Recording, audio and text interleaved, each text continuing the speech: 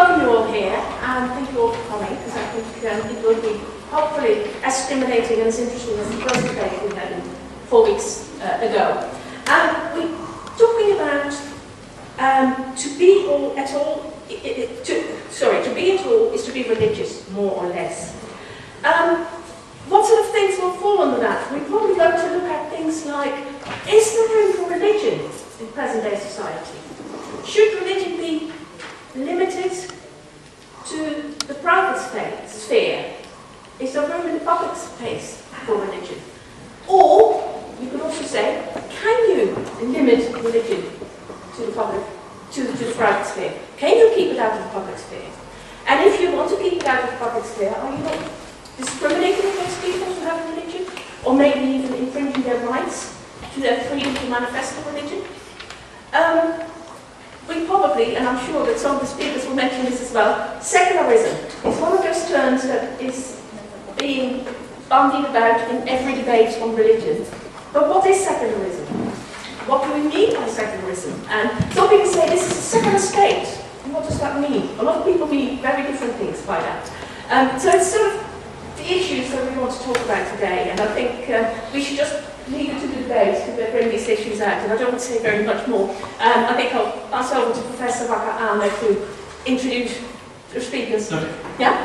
Thank you very much indeed. And those of you who don't know who my colleague was, is Waqar Ahmad, who has, this is to ensure that you understand that she does have credentials to speak on this topic. Her new book is on law and the wearing of religious symbols. And I'm Waqar Ahmad. I'm the Deputy Vice-Chancellor for Research at the University, and my main credentials for chair of this are that I wear a suit, which I'm delighted to share with you today. We do, though, have 3 outstanding people who do have credentials to speak on this topic, and I will relatively briefly introduce all 3 of them. Right away, we've got Wilkinson, who is the former Secretary for Interfaith Relations to the Archbishop of Canterbury. He is the chair of the Winton Palace Charitable Trust. His is an important voice on both Christianity and on interfaith relations in Britain. He was a co-author of the Policy Press book called Faith as Social Capital, Connecting or Dividing, with co-authors of different faiths within Britain. Last year he gave the 2011 Maurice Brunner Memorial Lecture entitled "Have We Voted Enough Confidence to Move On Together?" at the Council of Christians and Jews in Manchester. I could go on, but I won't. I hope that's sufficient in way of introduction. At this end, we have Dr. Ed Kessler, who is the director of the Wolf Institute, Cambridge, an institute devoted to the study of and improvement of relations between Jews and Christians, and between Jews and Muslims. Ed has no objections to improvement of relations between Jews and Muslims and Christians either, and that's possibly the third centre that he might set up within this institute. The institute, the Wolf Institute, is an institute named after Lord Harry Wolf, who is a significant legal authority, as colleagues here would appreciate. It engages in research, in teaching, and in outreach, and it has just embarked on raising funds to build a permanent home for the institute close to the University of Cambridge. And I have the privilege of being a trustee, so I have a vested interest in this, which I have to declare.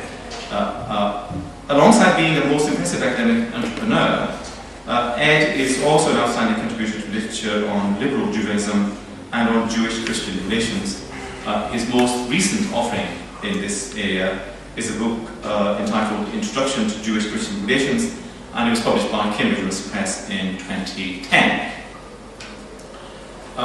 The person sitting in the tallest seat, he made sure that he occupied it before anybody else did, is Professor...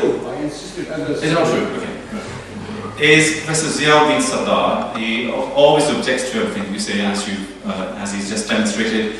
A polyglot and a polymath, he has written with authority and humour on Islam, the Qur'an and Islamic Reformation, science, empire and modernity, study of futures that goes beyond a visit to Mystic Meg, I'm happy to say, identity and multiculturalism, law and society, and life and theory beyond postmodernism. One of his current missions is to persuade my eldest son, who after studying psychology and law is now studying medicine, to ditch medicine and become a writer. And his advice is to become a writer, read like hell, write like mad, and travel the world. It's a recipe which seems to have served him particularly well over the years. His latest book is Reading the Qur'an, which he has a single copy of. It's on the chair next to me.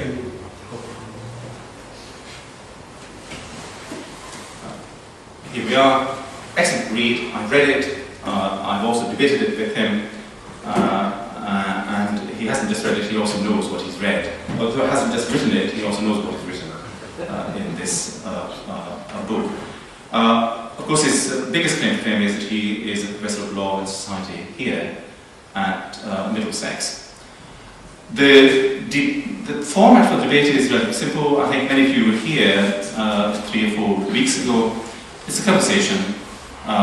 You don't have any option but to engage, and if you choose not to, I will be extremely rude and name you and ask you questions.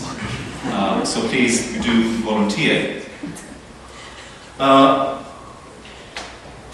With such luminaries, I think it would be impertinent for me to take too much time to talk about religion in the private or in the public sphere. As an academic, my situation is akin to the late Peter Ustinov's Polish friend. And Peter said that this friend had lived in the UK for 20 years, during which time he forgot all his Polish. Regrettably, he never picked up any English. I'm a medical sociologist who hasn't worked in medical sociology, so I tell you that I've forgotten most of what I knew in medical sociology. The new area that I've been trying to develop is religion and citizenship. And as I will demonstrate in the next hour or so, I haven't picked up very much in that topic in the last 2 or 3 years. So let me go straight into inviting each one of the 3 colleagues to take maybe 3 or 4 minutes, starting with Guy, just to take the propositions in the blood which was sent to you and to colleagues with the title of this debate, and set up your stall, and then we will get into the debate. So let's start with that. Are we using these microphones? Please. Yeah. Well, thanks very much indeed, and it's a great pleasure to be here with you this afternoon. I feel myself slightly daunted in the sense that I'm not an academic, I'm more a practitioner, if distinction is a fair one. But nevertheless, I hope that from that perspective we can share some thoughts and throw some light on the subject in front of us. Maybe the way to set up my stall is first of all, to be briefly biographical, because in the course of my professional life, I've worked in most of the main sectors of our society. So I began my working life in international development, working in East Africa, in Mauritius and a variety of other places as an economist. And then the second part of my working career was in the European Commission as a European civil servant for 7 years, from the time Britain and Ireland and Denmark joined what was then the European Community through until 1980. And then from then, for a good number of years, working in a multinational company based in this country, but operating across the world. And it was only then that I went to theological college and became a minister, a priest in the Church of England. And since then I've worked in a variety of different places, including Birmingham, Bradford and various other places in local community contexts. So I kind of want to say, I want to sort of set up my stall by saying I've kind of seen and worked in quite a range of different parts of the way our society is structured, in the public sector, in the private sector, in whatever you want to call it, the third sector or voluntary sector, and specifically latterly in the church, whichever sector that might be thought of as being in. And I suppose through all of that, I might say that, I'll ask the question, which is what we're going to be debating, what role has faith, religious faith, had in each of those areas from the point of view of my working within them? And I suppose I'd just pick out three aspects. One, what I've found increasingly has been that it's provided me with, if you like, a framework of meaning. We all, I suppose, to a greater or lesser extent, have an explicit framework of meaning by which we make sense of the context we're working in. And increasingly, but not always in the past, my particular religious faith has provided me with some kind of explanatory power, if you like, some sort of sense of meaning. And then I suppose I'd say secondly, it's been a kind of framework for action, meaning by that it kind of leads me to see society in particular ways, as other frameworks bring other people to see society in particular ways in its structuring, in our aspirations for society.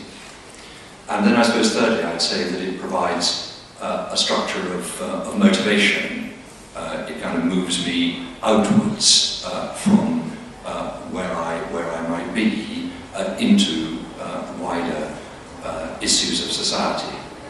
So I suppose what I'm saying is that I have not found that in any of those aspects of societies I've worked in, that religious faith is either excluded nor is without consequence for working in those areas. It seems to me, increasingly, I would say, that it has a significant part to play, both implicitly, I suppose, and certainly explicitly.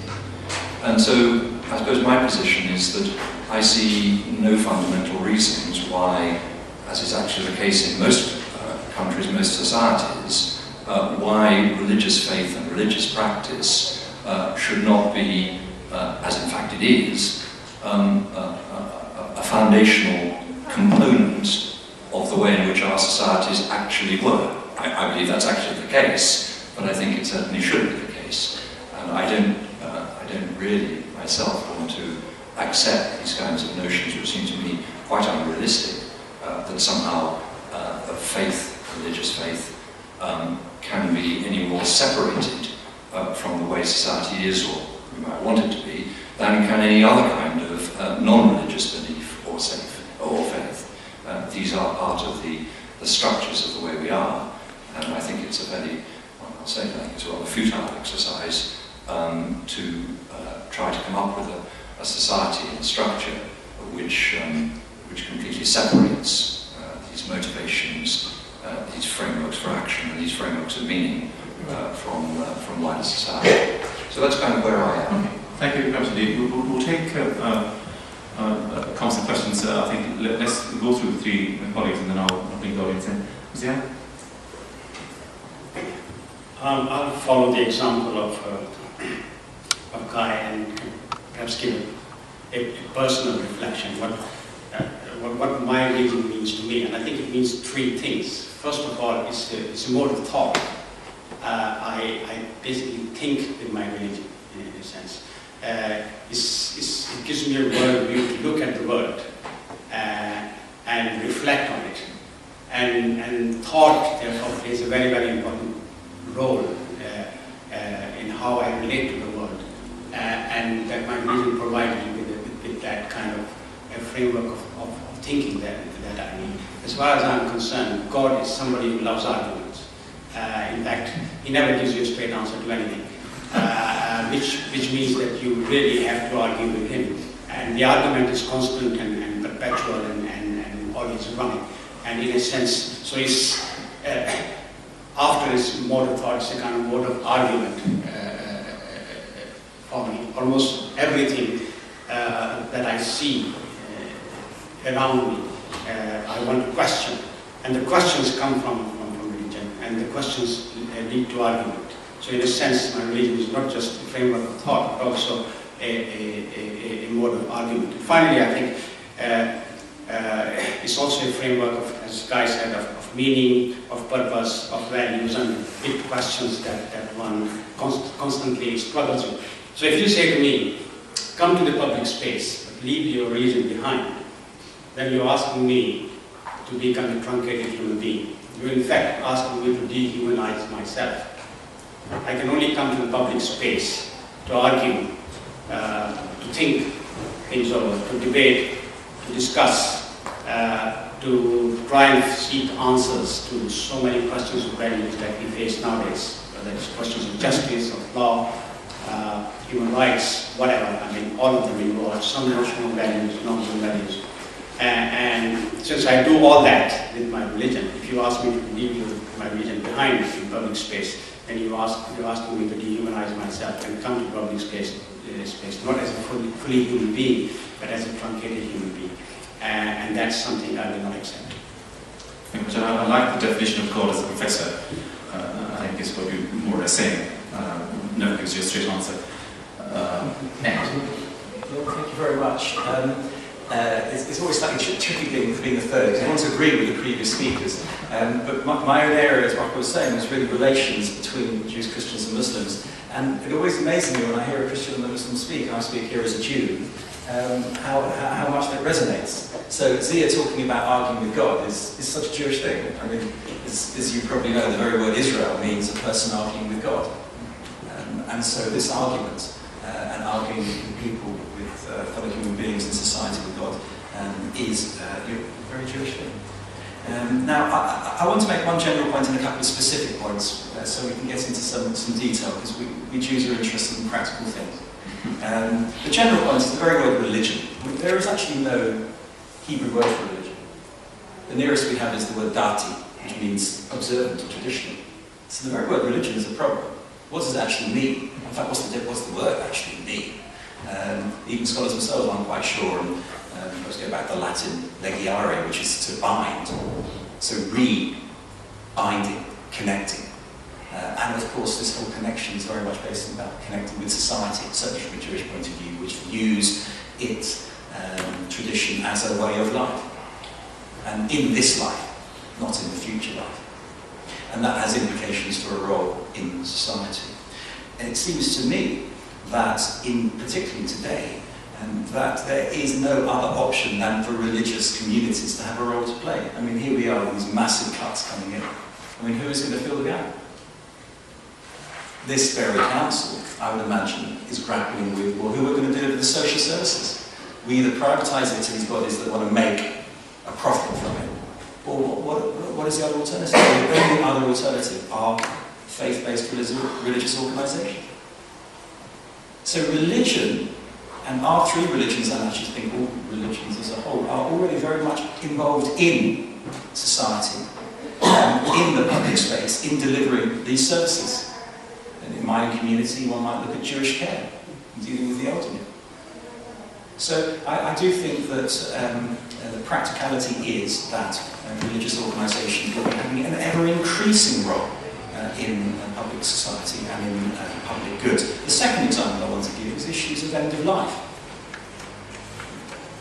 So as people come towards the end of life, not questions of euthanasia or medical ethical questions, but actually coming towards the end of life, how best are we in our strained, constrained healthcare service going to deal with it? Well, since studies show that people tend to get a little bit more religious towards the end of life, for obvious reasons perhaps, it seems essential that our healthcare professionals have some understanding of faith traditions. There is no other way. So again, we will see, maybe through our parents, our grandparents, or ourselves, that religion, chaplains for example, will be having an increasing role in delivery of healthcare in hospitals and beyond. So those are two practical examples, end-of-life issues and the role faith-based organisations can play in delivering social services, which can only demonstrate through my partners here that religion has an absolutely fundamental role in this life. Thank you very much indeed. Okay, so that's a very useful set of colleagues that I'm sure the colleagues would want to pick up on and build on. And whilst you're thinking about that, I just want to ask one question. The title of the debate, to be at all is to be religious more or less. What does that say about those who are not religious and their right to be? They come in the less category. Okay.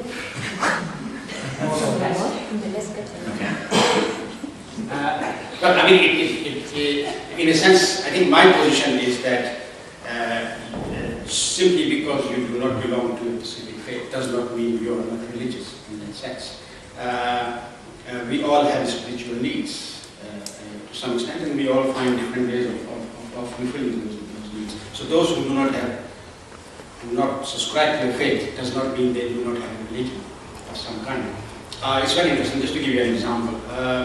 When I was the Commissioner of the Equality and Human Rights Commission, my brief was to look at religion, and we had £10 million to distribute to religious organizations.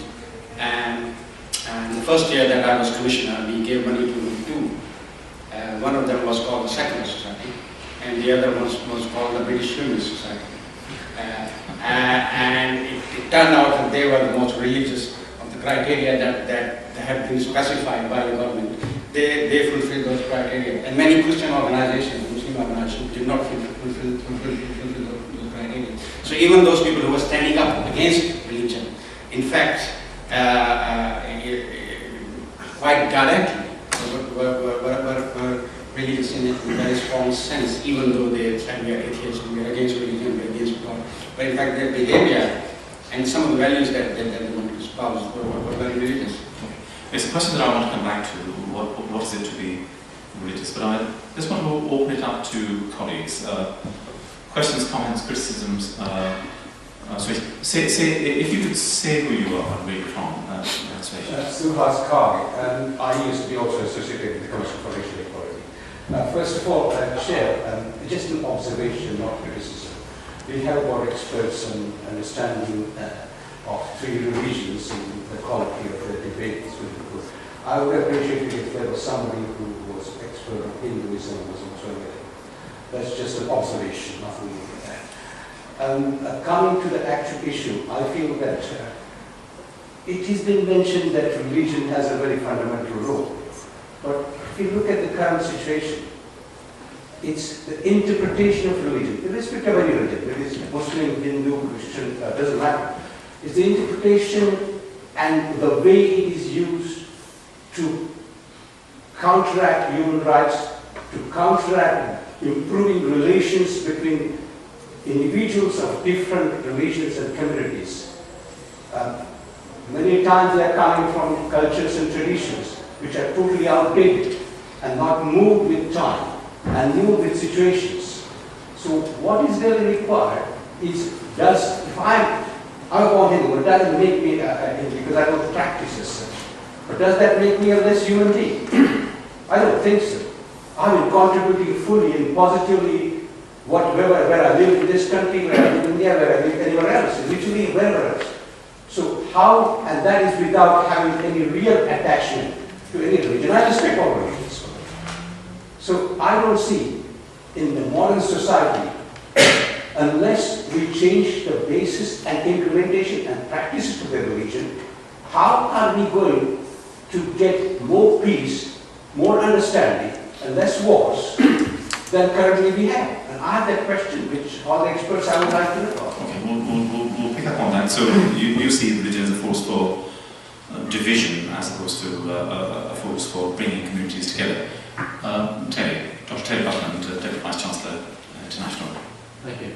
I just want to make an observation and then follow on from that point that we just heard. The observation is that in 1997, when Princess Diana was killed, there was something that came up called implicit religion.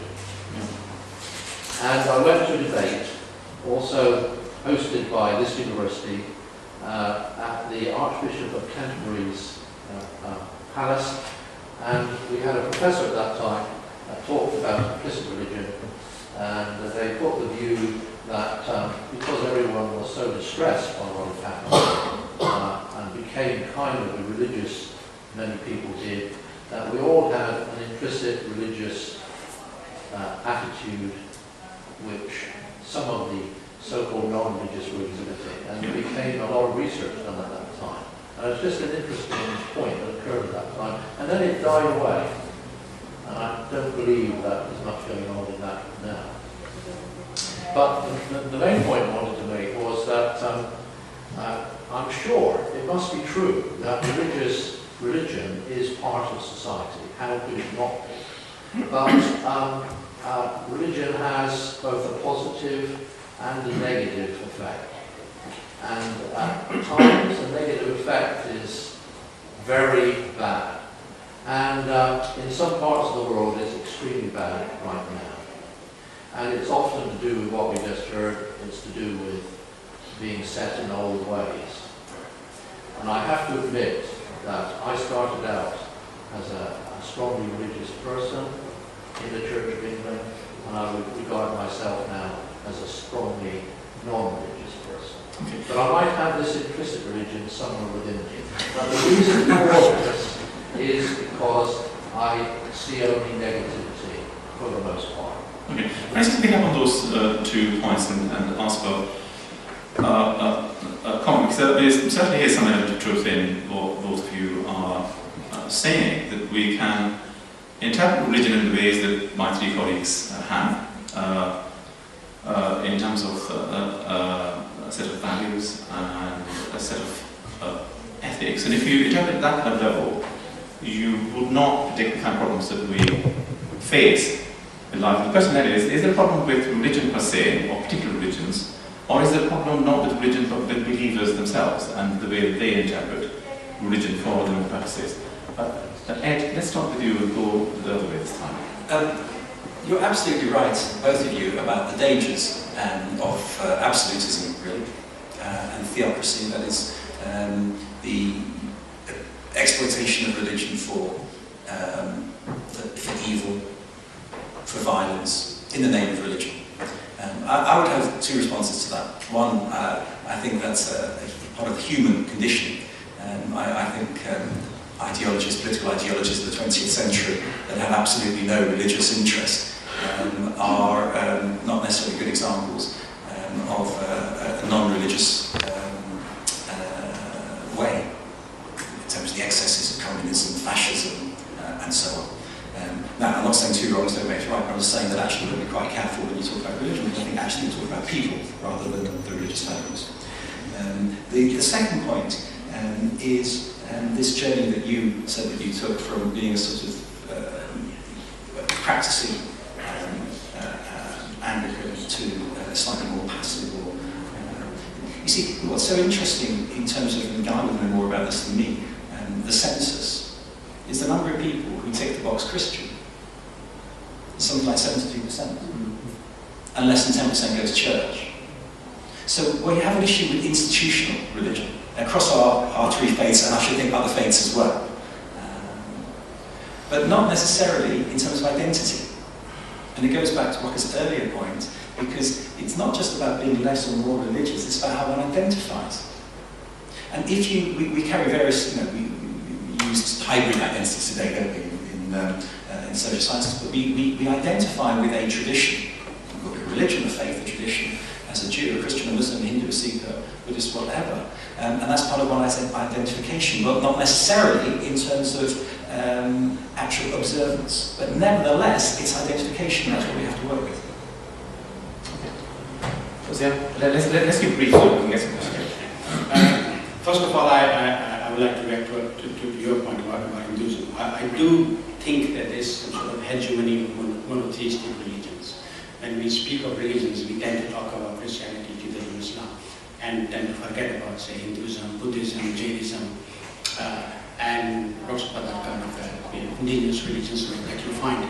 And I think we need to be aware, we really do need to be aware of that. Religion is not simply about monotheism, there are other religions as well that that we need to pay due respect to. But having said that, I think we ought to be slightly careful when we kind of make make broad generalizations. I mean, it's very common for people to believe that religion has caused more violence than anything else. To read Mark Moser's The Dark Century, he is absolutely stunningly brilliant book that I recommend everybody should read. He demonstrates that the 20th century has been the more violent century in the history of humanity than all the other centuries possible. And the great wars of the 21st century, the First World War, the Second World War, the Khmer Rouge, the Cultural Revolution in China, right up to Rwanda, have nothing to do with religion. Absolutely nothing to do with religion. They are basically wars of secularism and atheism, if you like. Right? And they have killed more people. I mean, the kind of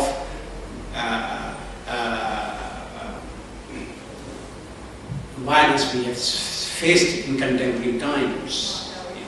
Consider, for example, the Holocaust, which would not have been possible without modernity, without the instruments of modernity, where in effect killing was an industrial operation. Right? That has never ever occurred in history. That is a very specific, secular, contemporary 20th century or modern phenomenon in that sense. So we mustn't kind of generalize too much and just kind of say religion.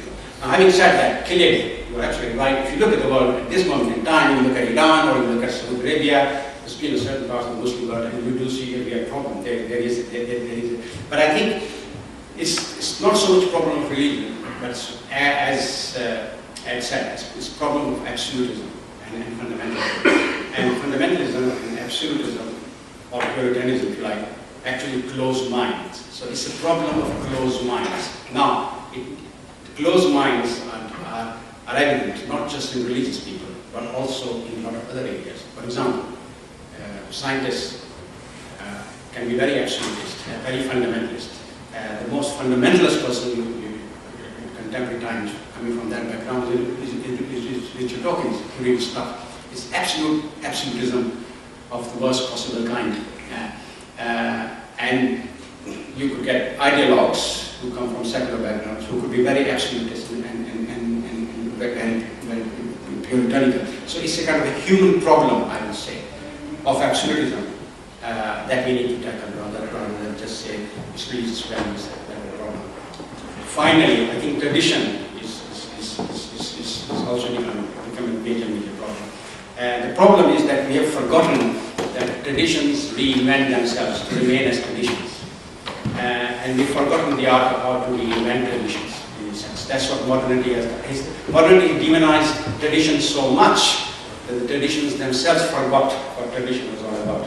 And so now traditions are not so much traditions, they are kind of deathly customs, if you like. They don't enhance the quality of life, which is the function of the tradition, of the community, but actually take it back. Thanks, Ed. Let's move on. Yes, and just 3 points. Firstly, on the implicit religion point, which I think is an interesting one, because actually, I think what's been referred to as implicit religion is alive and well. You can hardly take a drive in a car without seeing shrines beside the road. Shrines which are the location of accidents or injuries or death even, which are full of flowers, full of messages written. That's very, very widespread. And of course, it's not just in the big tragedies of Diana's death and all that. It's a much, much more widespread phenomenon. And secondly, that kind of leads one on to think about, well, what do any of us have as our human anthropology? How do we understand human beings? And I think the heart of much of what we've been saying is about the will to power, if you like. You can call it survival instincts, but the will to power that is actually there in most human beings from the time of our birth. Our birth is all about, the very first breaths we take, is about how do I survive? Babies, I often say to me, babies are the ultimate self-centered creature. They are only interested. So how do we find a way, whether religious or other, to move ourselves away from that core self-centeredness, that drive for survival and power, which doesn't really care for others. Sometimes it comes out bolstered by religious views, other times it comes out bolstered by quite other types of perspectives. And then thirdly and lastly, let's not lose out of the picture, particularly if we're not part of a local religious community, let's not lose from the picture what actually goes on in tens of thousands of local religious communities, mosques, synagogues, churches, temples, gurdwaras, around this country, let alone elsewhere. Huge levels, if you like, of social capital, bridging, bonding capital, actually take it completely out of sight of any of the media and out of sight of most of those who perhaps are not part of those communities. But let's not lose sight of that. That's a hugely important part of the substructure of our society, working much more for reconciliation than ever the big stories, the terrible stories we see, are working in the opposite direction. Thank you, Routledge. There are two points I want to bring in. If I can have you one after the other, and then we'll see if there's Helen, let's start with you. I was going to say I have a bit of a problem really with this concept of religion more or less, as somebody who's rather on the lesser end of the spectrum. Because I rather feel that I'm being co-opted into a way of thinking that actually I don't recognise if I sign up to some of the things that I do certainly appreciate about religion, for example, strong moral codes and strong ethics. And just thinking about this, I mean, I've jotted down 5 things that religion can be, and which I think most of them will come up today. Identity, and we all have an identity, and we all use religious symbols and religious aspects of society around us as part of our identity. We all have, most of us celebrate Christmas, for example. Ritual, which can be overtly religious, partly religious, or non-religious. A moral code, which I think everybody, religious or non-religious, would regard as very, very important to have. Social organisations, which you've mentioned. But the other thing, of course, is a supernatural belief. And that, I think, and what I feel uneasy about is, in a sense, you're saying, oh, religion, we're all religious, because we're all moral creatures, and we all seek this, and we all seek that. But, actually, what religion is commonly taken to mean is some sort of belief in something over and beyond that. And I feel rather slightly that you're kind of trying to suck me in a little bit by saying, oh, yes, of course you're religious. And I don't want to become Dawkinsite about it. But on the other hand, I'm going to say, no, actually, I'm not, thank you. But I think I'm also your moral equal and your ethical equal in all respects. Okay, thank you. Bill? Yes, well, yes, I celebrate Christmas too. People ask me whether it's an Orthodox or a Catholic or a Protestant Christmas, and they say it's a Dickensian Christmas. I'm intrigued by this sort of dark view of where we're at in society, that is, and religion is going to pull us out of it. He has cited Mark Muzzle's book and talked about how we've just been through this very, very gruesome century. And I mean, that's a classic religious message, isn't it? That we're sinners and we have a dark nature, and religion is going to come and save us and bring out the better part of our nature. The book I've been reading recently, and I'm fascinated by, is Stephen Pinker's book, which is called, if I got it right, The Better Angels of Our Nature. Maybe he even puts angels in the title as if it's but it's not a religious book at all. But what he's demonstrated, and I think it's quite convincing. I mean, it's flawed in many respects, because it's such a huge thesis that he advances that that's inevitable. But ultimately, his position is that we're actually seeing less violence, that humanity is better today than it was 100 years ago, and better, certainly a lot better than it was 200 or 300 years ago, that there's less killing, that there's more peace. I wish I could say that religion contributed dramatically to that, but I doubt it, actually. I think that the major, maybe this is just my legal positivism coming out, but I think it has a lot more to do with the Charter of the United Nations and with the Nuremberg trial, and with the fact that we are more civilized, to use an archaic expression, in human society. I'm talking on a global level as well. But, the likelihood when I was born, I think my parents were terrified that I was going to be burned in the nuclear holocaust, and that a third world war would happen. They'd seen 2 in their lifetimes or just slightly beyond that, and they really did expect a third. I don't think that that's likely now. I think my grandchildren are probably have a greater chance of living in a peaceful century than anybody ever has before in human history. But I don't think religions contribute to that. So I'm tossing that out as I'm sure there are good people in religious organizations and religious structures who have contributed and made their contribution. But as a phenomenon, it's probably happened because there's less religion rather than more. Okay, let me just say who you are. Michael Walsh. I'm a practicing Catholic. But I want to express my agreement with you about the difference between being religious, which is something you acquire, in my case, at my birth, but in other cases, as a result of living life, and the morality, which in our system of belief is something that we're hardwired into from the beginning.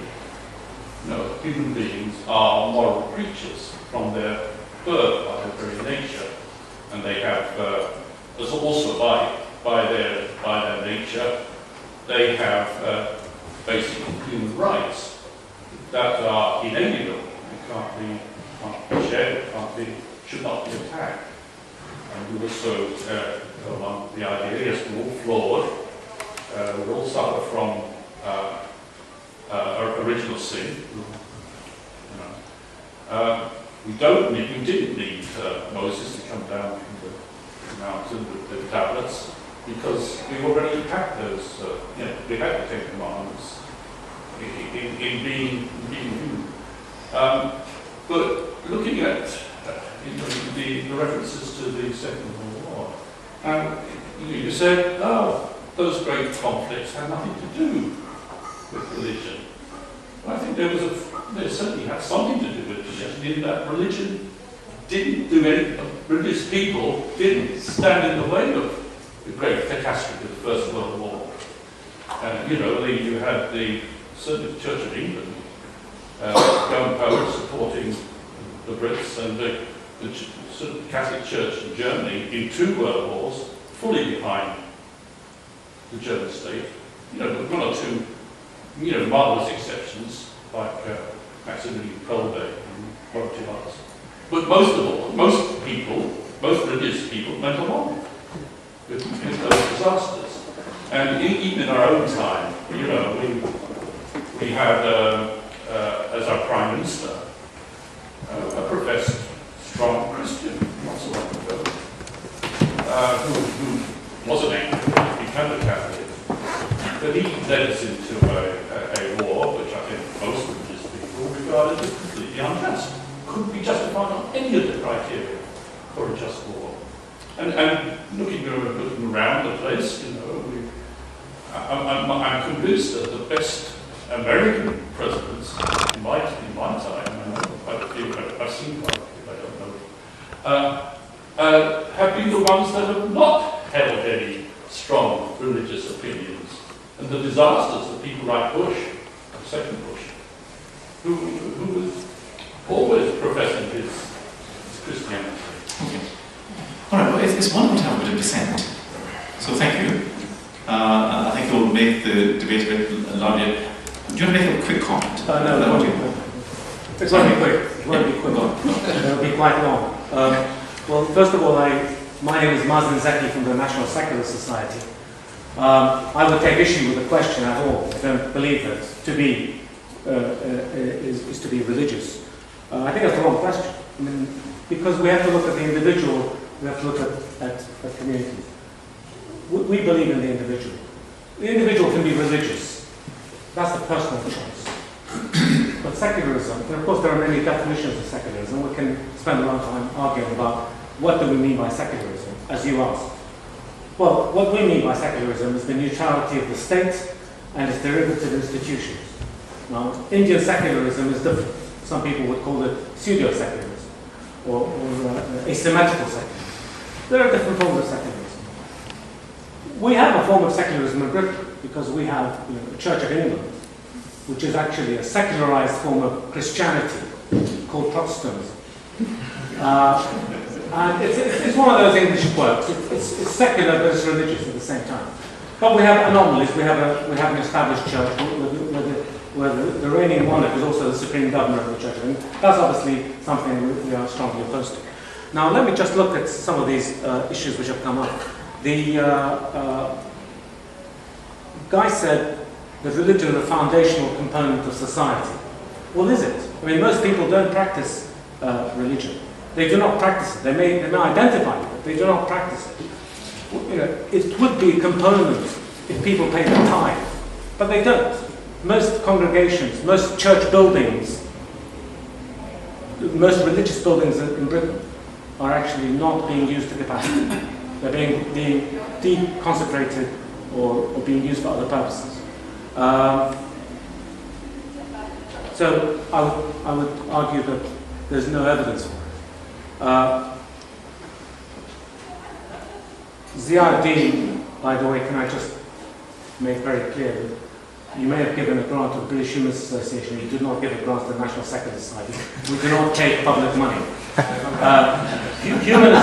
Humanism is a worldview which has got religious sentiments in it because it actually says that humanism should be treated like a religion, whereas we believe the opposite. Nothing should be treated.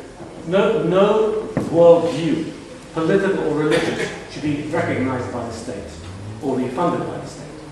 So that's one very important distinction. So we are not at one with the humanists. Now, Ed talked about religious communities must have a role. Well, they have a role, but it shouldn't be recognized or funded.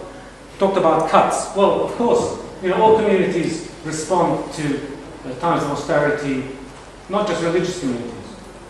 People help each other, otherwise society just will break down. Of course they do. End of life has nothing to do with religion. End of life is a very personal matter. Some people become religious, some people become less religious. There's no reason why the state, through any mechanism, should recognize a religious role in dealing with end-of-life issues, which are very, very complex. I mean, we've just had a commission report on end-of-life decisions. I mean, it has divided people across. Some Christians and religious people support assisted dying, others oppose it. So it's not as if there's a kind of religious versus non-religious view. Well, I won't be wrong.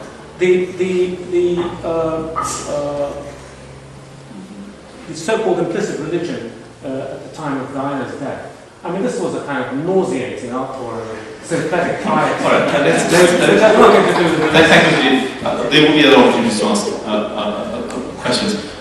What I'm not going to do is ask people to respond to all those questions, but I think they will pick up the comments that colleagues have made. But there are a couple of threads that I want to pick up from. I'll come back to you afterwards. There are a couple of threads that I want to pick up from what colleagues have said. One is about what it is to be religious, because one of the themes which is coming through is that to be religious is to perform particular rituals, to engage with particular pieties, either publicly or privately. Whereas I think an alternative interpretation or definition of religious would be that you don't do any of that, but you abide by the values and the culture and the traditions and so on. So that's a question that I want to ask my colleagues. The second point that I just want to pick up on Bill's point, the distinction that Bill made between the contribution of religion and the contribution of secular law. And the question I want to ask is that does secular law not have any kind of basis in religious thinking or religious values?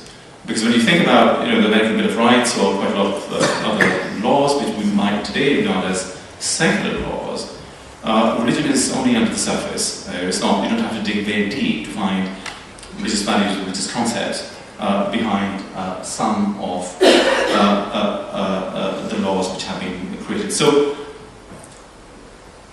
just a question to my colleagues. I mean, there's a general conception that Christians are on decline, Muslims are on the way up. And if you look for evidence, the evidence that is produced is that lots of Muslims go to the mosque, well, fine. But what about the values and what about the ethics and so on? That a lot of Christians don't go to the church, but if they abide by the values and ethics of Christianity, are they being religious or not being religious? I just want to pick that up with colleagues here, because I think that is a question also picks up many of the comments that colleagues have made from the audience. Zia, why don't we start from the centre? Is Christianity in decline? No, the question is, what is to be religious? Because one assumption is that you're only religious if you perform publicly the various pieties and various rituals. And ethics. But in my experience, most of the Muslims I know who are very pious and very ritualistic also tend to be incompetent and not very clever. Now, that's probably a very broad generalization. But I do feel... It's helpful to be a Muslim to make that comment. But I do feel it's, you know, I mean, I've seen so many examples of it that it really does hit you. I can only give, I mean, you see, religion at the end of the day is a very personal thing, isn't it? Faith is a very personal thing.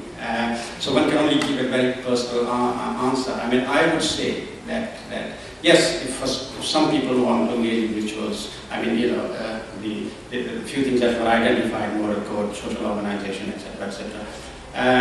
Yes, but I think to be religious is to be critical of society, isn't it? I mean, for me, there are so many issues within the, let's say, contemporary British society of social justice, and from where I'm coming from, I mean, they need to be critiqued and looked at, and that's what, in a sense, religion means to me. Now, the way it has been slightly kind of, say, for example, the way Bill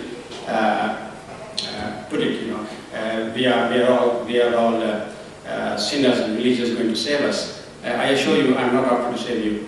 I'm not remotely interested in saving you in any way whatsoever, or anybody else. And I'm absolutely not interested in converting anybody to Islam.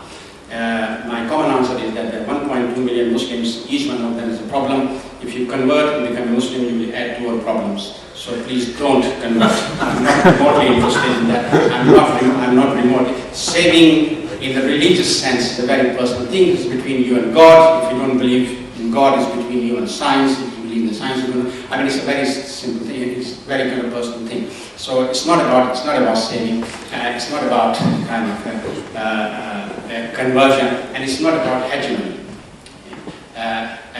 I am against hegemony of all kind, including religious hegemony. I don't want society to have a single mode of thought. Sorry, if you find religion in those terms, then what is you as a Muslim and somebody who's... Yeah, I mean, I was coming to that. But it is, I'm coming to the last point that Bill made, that we are all sinners. I mean, in a sense, it is about sin in that. However you define sin, I think there's a very specific Christian definition of sin. For me, sin equals injustice. And in a sense, I believe in certain values that make me religious. I believe that certain values that Islam or the Qur'an teaches me, and it is these values of thinking, of looking after society, of being humble before God, of being, helping the neighbor. I mean, there's a string of kind of, what we will call in philosophical terms virtues. And it is these virtues that I'm all about. And I think that's what makes me religious. The belief that these virtues are, in the American constitutional term, self-evident truths that I should promote and fight for, in that sense. So that's what religion is all about. But God forbid, if everybody became religious, we'd be in a very boring world, wouldn't it? Okay. Right. I'm really thinking about your question about, sorry, not Bill, I'm thinking about you, but the lady behind you. In this issue of language, I think we're in danger of being very sloppy in our use of the word religion. A lot of this conversation echoes to me to be a very Christian conversation. Issues of salvation, issues of religious belief. And it's not a language that I feel echoes in my own tradition. So I've been thinking about what you're saying, your 5 principles, but you're not happy with that last one about being part of sort of supernatural belief in some kind of supernatural order. But actually, for me, that's not what religion is. You see, and it's because maybe God will come in here because there's this question of identity. I'm a Jew. That says nothing about God. Except that it does. No, I don't think, I mean, I'm not, I'm a friend of religion in many ways, even though I don't particularly have one. I'm not in any way hostile to it. But what I feel a bit is going on, and I have to say I agree, saying the comment you made earlier, is that people saying, oh, religion, to be religious is to be a certain part of social organisation, is to be critical of society, is to certain, and all these sorts of very good things. And I agree. I think many religious people are, and they express that through their religion. But what I think is happening is implicitly you are owning and claiming those things for religion. And then you're saying to other people, well, if you believe in those things too, you are religious by implication, by definition. That's an inductive leap too far.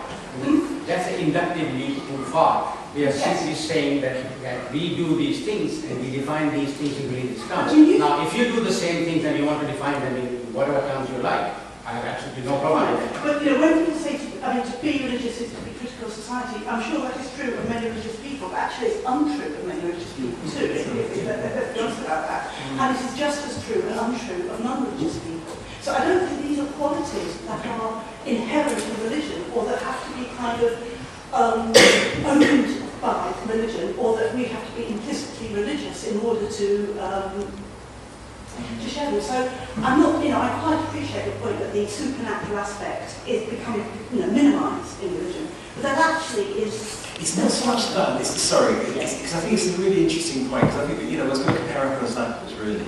It's that actually to identify with a particular, let's say, faith tradition, you don't necessarily. And I use the word Jew because there's nothing about God in the word Jew. It's simply a piece of real estate, Judah. And you say you're a Christian, you make a statement about Christ.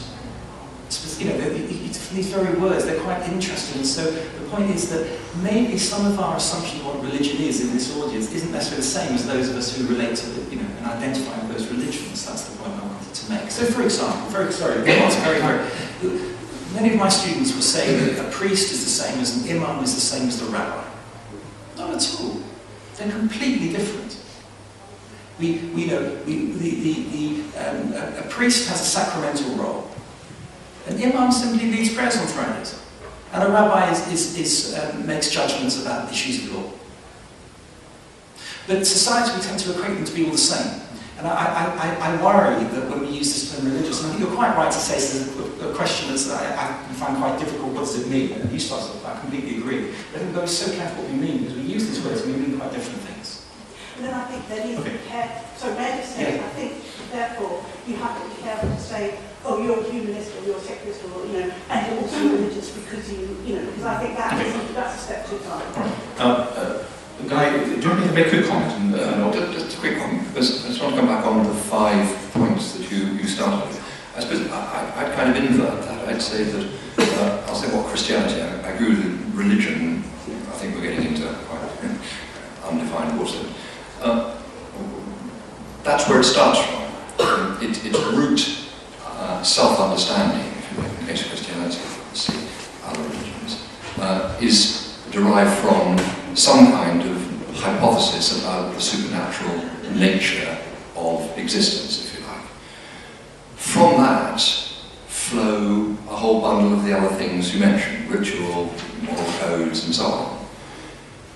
Evidently, all sorts of people have all those other things, whether or not they derive them back or trace them back, explicitly or implicitly, to the supernatural root.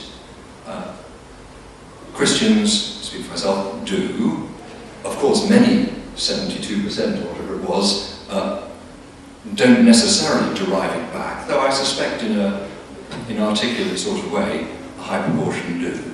So I agree with you entirely. Society is made up with a whole bundle of people who have moral code, do rituals, have social organisations and so on, but as they don't necessarily relate them back to what actually, of course, is the core starting point for a Christian, presumably Muslim and Jewish and others. So I don't think I'd put the supernatural point kind of the tail end Charlie. I think I'd say that's where it starts from. The rest flowers from that, if you like. But whoever picks up the core root, well, that's a different issue. Colleagues, there are another 2 or 3 other areas that I was hoping to pick up. Probably won't get enough time to do that. There were 3 hands up there. You have to be brief, actually. So if you say who you are, we can continue with you. Yeah, my name is Paula. Actually, I have to, before I start, let me refer back to what the gentleman that said when he was introducing himself. He said, I'm Jewish. People, Israel, everyone know that is from God. That is one of the reasons that the society of religion, we misunderstand religion in a very different way. Because for him introducing himself, Israel, we know is God. That means we know them for God. He forgot that before we were Jews and Gentiles, but Jesus died. So for now, we are all for God. Religion, whether you are Muslim, whatever faith you believe, is only for us to believe that there's someone above that we have to put our trust in and stop discriminating, stop dividing which society you belong, which religion you defend. We are the one, because I give example. A few times I find myself trying to preach the gospel to the teenagers. How can they accept what I'm preaching when their next door neighbor is Muslim and their next door neighbor is Jewish and their family is Christian? They don't agree. So that is where Christianity or our religion is betraying every one of us now, because we don't actually I'm religious, she's religious, but we don't practice it. Is that if we are hiding, we are using that word religion to hide and be wicked more than those who don't have the faith. Because I believe as a Christian, your faith determines in God, which is the man above all. Muslim, the same, they believe in God. That is the highest above, you know. But we don't use it. So let us stop using Jewish is for God and blah blah blah. Let's practice the religion we believe, believing that there's someone on top above all. Thank you, Mr. Osama, and then Joshua. I'm Osama, I'm senior lecturer at the university, also an imam in my part-time voluntary role. I'd like to start an observation also about those missing from the panel, and that is clearly a non-believer. I would like to see an atheist or agnostic or secular person. And that actually brings me to my main question, which is, I'm very concerned about the polarization, not only in this country but around the world actually, between the religious and the secular. Some of us have touched upon that. But if you look at the Muslim one, of course, Saudi Arabia, Iran, Pakistan, the new tension after the Arab Spring, are all around the religious and the secular. But it's not just the Muslim one, of course. The United States has a serious problem with religious fundamentalism, Christian fundamentalism. George Bush, of course, not just a Christian, but even Christian fundamentalist. That was the main problem for the second Bush. Israel, of course, had its own tensions around those areas. And of course, in Europe, we have different shapes of secularism. The French secularism seems to be very aggressive, and that's well documented in some of the debates we've had. It seems to me, in Britain, perhaps we're in a good place. We're not as aggressive or as fundamentalist as the American or the French. Well, we're trying to get things to work in this country, but perhaps we're not actually advancing the debate as well as we might. We're actually in a very good position to try to solve some of these issues. I just wondered what the panel and colleagues, what your thoughts were on that. Okay, I'm going to take that as a common rather question, and then we'll see how colleagues can be there. Joshua. Yeah, 2 points if I may, Waqar. My name is Joshua Kessler. It's interesting when we started off, Ed, one of the things you said is actually speaking third, you find yourself agreeing with most of these things, and that many of the aspects spoken by the others echoed your own thoughts. But then as we got to unravel it a little bit, you said actually this doesn't really echo my thoughts. And And that's really the comment that goes to Zia. You know, if you tell me religion is a personal thing and I need to respect your belief, I'm happy to do that. When you tell me you want to have religion in the public space, and that if I don't accommodate you with religion in the public space, I'm truncating you, then my problem is, well, which one of you am I accommodating? And what form should that accommodation take? And so that's an issue that I want you to comment on a little bit. The other is, I like your point, Ed, about identity, and it also was picked up by Helena as one of her 5 characteristics. I don't define myself as an English speaker when I'm among people who speak English. I don't need to. The whole reason that you have to define yourself in an identity context in religion seems to be because of the fact that somebody else believes in something else. So could it not be said then that if we eliminated religion in some shape or form from identities, we wouldn't have this identity question, and it could be, and we could get on with the personal thing that it is between you and your God or your science or whatever else that you believe in. Okay. I do want to get another couple of topics for us to at least touch on. And one of them is something which actually picks up on particularly your comments, but also comments that others have made, and that is, how does one reconcile secularism in terms of the state's role and religion in public life?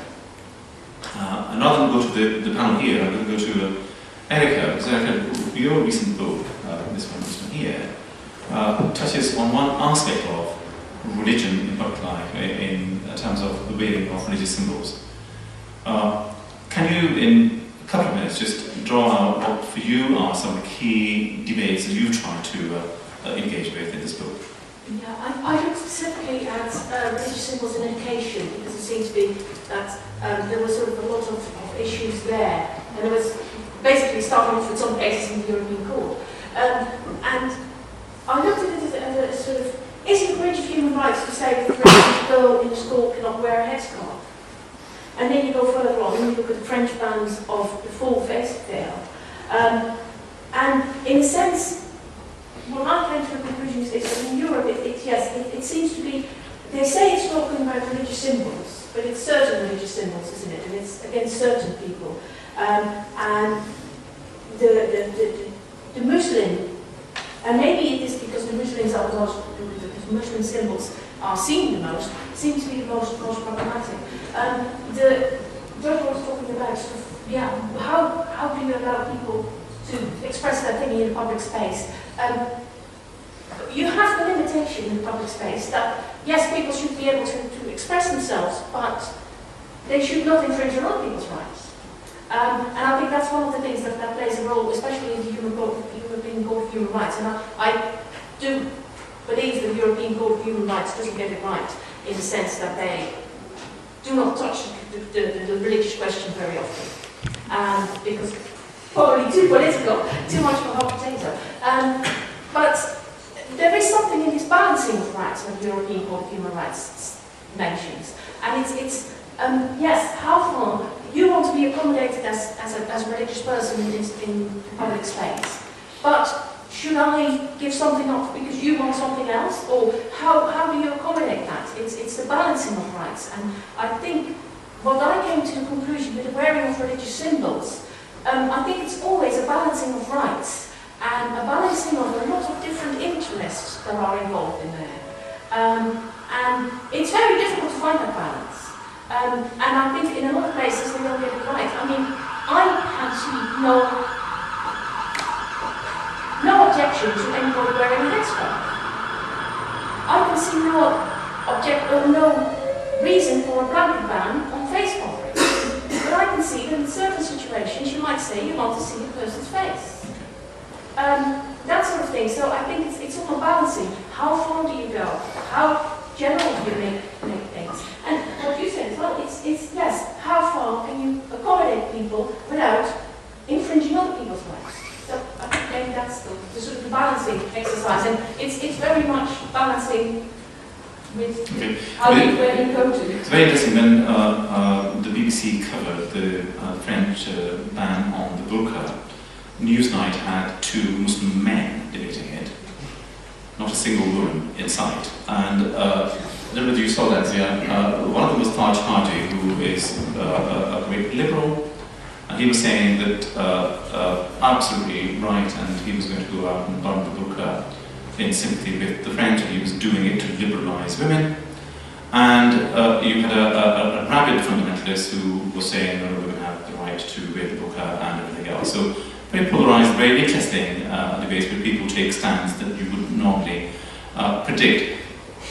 There's I will come back to the speakers in a moment or two, but there's somebody else that I want to bring in around another debate. That if we talk about secularists and other critics of religions, of Christopher Hitchens or Ziauddin or Routledge or Melanie Phillips or Martin Ennis, or some of them criticise only particular religions rather than all of those religions. And this is the issue about the right to offend,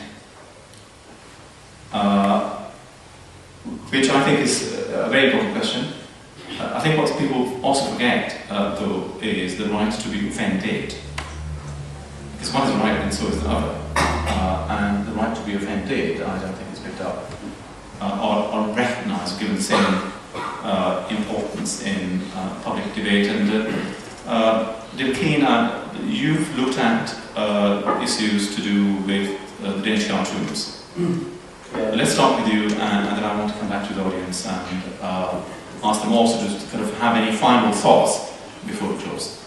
Yes, thanks, and very interesting debate. And I have written a little bit on it, I think, on history of cartooning and all that, and how it's perhaps played a role in attacking this in the past. But perhaps a little anecdote, I suppose, is when I originally got interested in the issue of Danish cartoons, and I decided to give a talk at another university I was at before working to Middlesex, and I decided that perhaps the best way of illustrating the debate and talking about the different human rights issues involved was, in fact, to show the cartoons.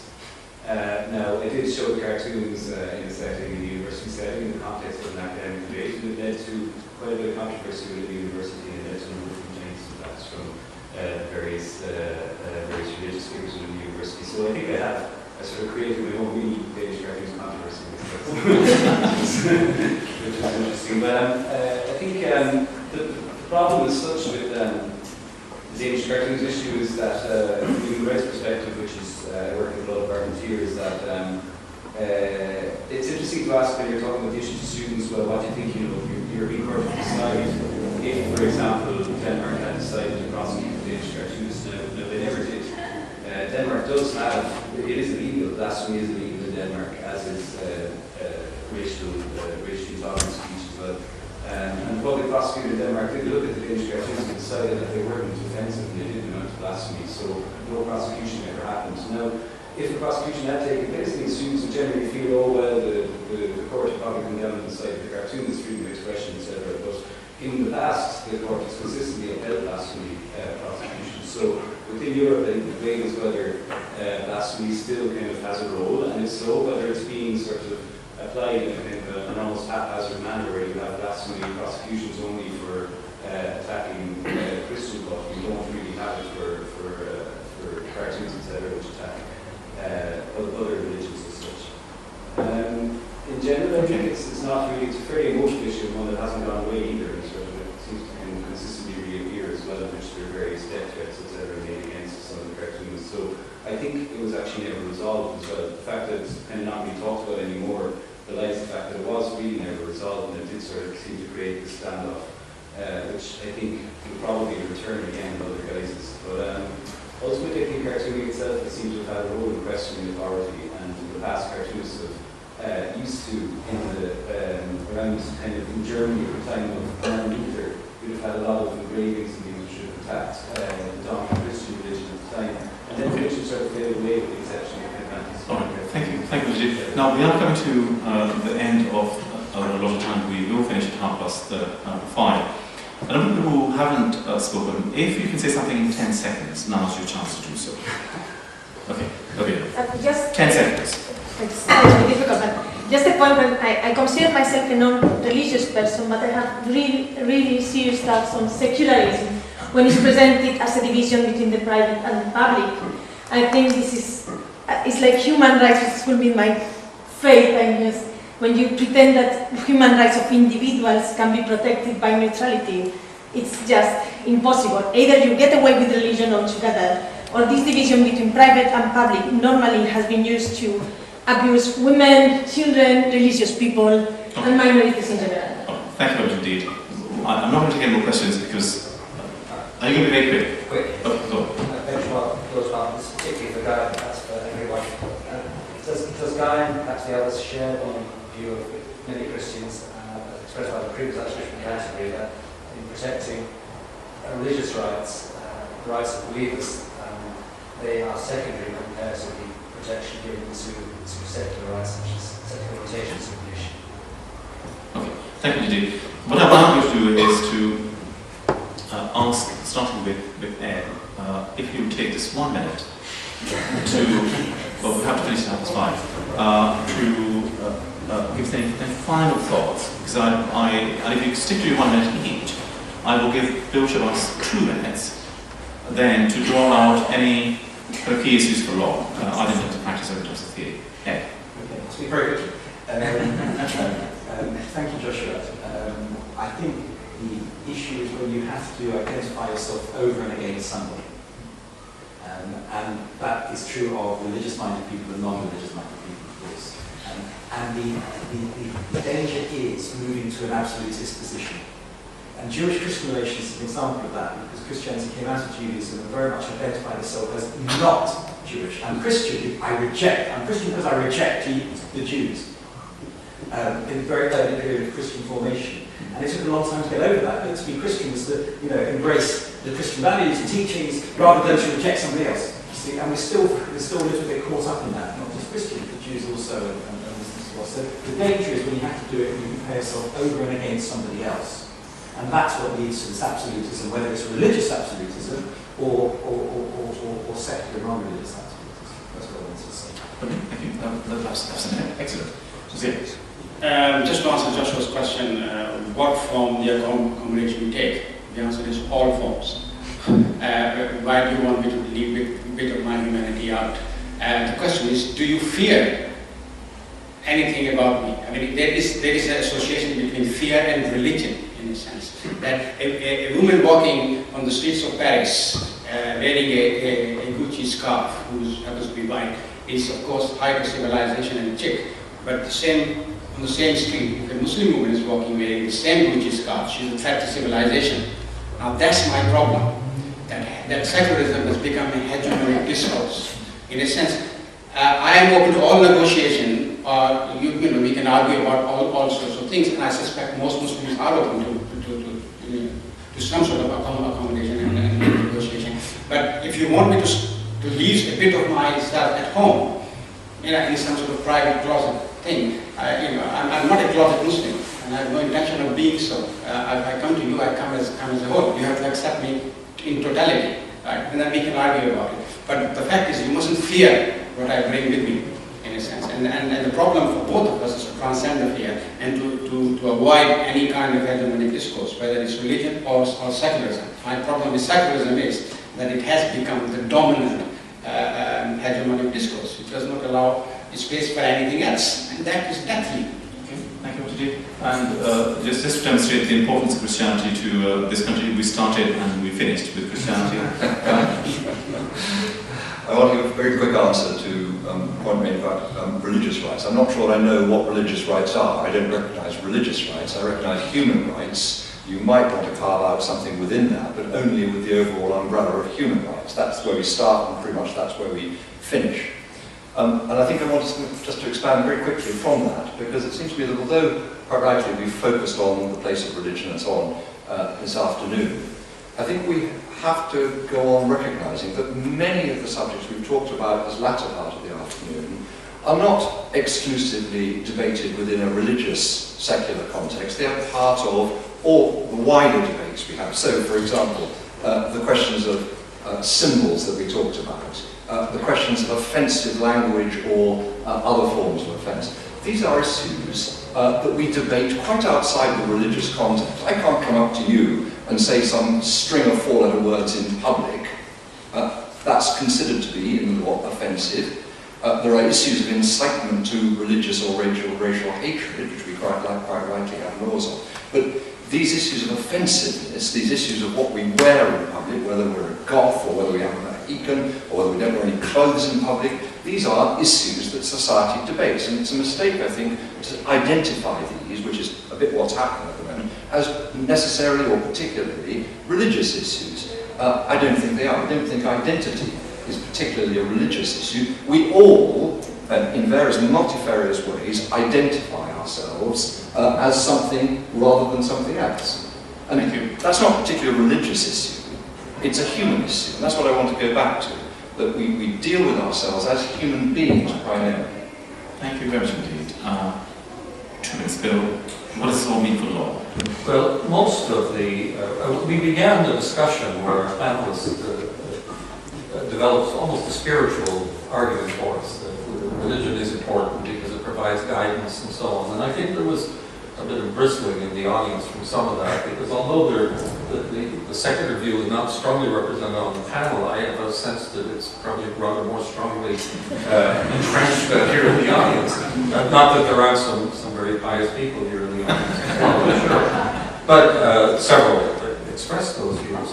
And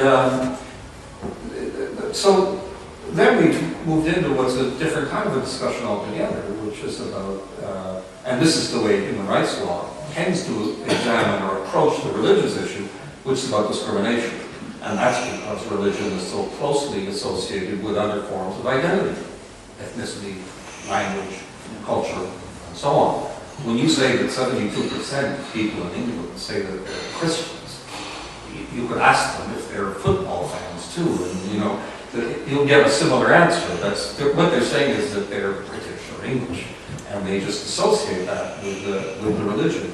And that's why it becomes so important when the human rights issues, even just the symbolism, when there's an issue about the symbolism of religion, it's because it's a method by the opponents of the group or the people who are going to oppress or persecute the group to fix on the identity. It's just a manifestation of intolerance. I was intrigued by the comment that was made about how we're implicitly religious. Maybe that's the explanation. We're all good people, so even though many of us say we're secular and actually deep down driven by faith, and I just want to turn the tables on the more religious people here. Maybe you're implicitly secular. Maybe it's about who we are as humans. And religion has historically, and with much greater strength in the past than in the present, monopolized that space. And what almost happening today is that the actual role of organized religion in particular, in controlling that space, in many parts of the world has become less common, or less important. We probably do agree, we couldn't agree on the religious things, get religious people in the room. I mean, I was thinking of challenging the three of you and saying, well, I'm convinced now to become a religious person, so which one? And the three of you could argue about which one is better. But actually, who was it who talked about... But I already said to me, I don't want you. You don't. so okay, well, let's be fine between dying. But the comment on which there was probably the most unanimity in the room was when someone spoke about the illegality of Tony Blair going to war in Iraq. You know that I'm sure maybe some people support that in the room too, but I bet it's strong. We probably get 72%. Yeah. Bill, thank you. 2 minutes are up. And my apologies, will be overrun by 2 minutes. Seeking forgiveness for that. Can we thank the three speakers? I think to be religious and to influence the debate and to open yourself up to the kind of dialogue, criticism itself, it merits some applause from the audience. I certainly learned a lot from this debate, and thank you to all of you for your contribution. So please.